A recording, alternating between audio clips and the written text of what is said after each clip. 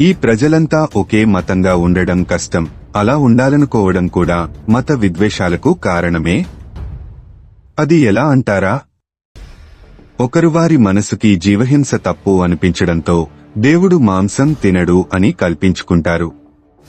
అలాగే ఇంకొకరు భక్తితో మాంసం పెట్టినా తింటాడు అన్నట్టు వారి దేవుణ్ణి కల్పించుకుంటారు. ఒకరు దేవుణ్ణి విగ్రహంలా తయారు చేసుకుని దాంట్లో చూసుకుంటారు. ఇంకొకరు ఈ రాళ్లల్లో చెట్లలో దేవుడు లేడు, వీటన్నిటినీ సృష్టించినవాడు ఈ సృష్టికి బయట ఉన్నాడు అని ఊహించుకుంటారు.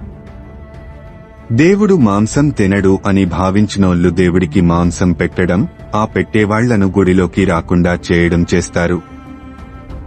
వారి నమ్మకం కోసం మాంసం తినడం మానేయడం ఇష్టం లేని వీళ్లు ఇంకో దేవుణ్ణి సృష్టించుకుంటారు. ఆ దేవుడికి మాంసం ప్రసాదంగా పెడతారు.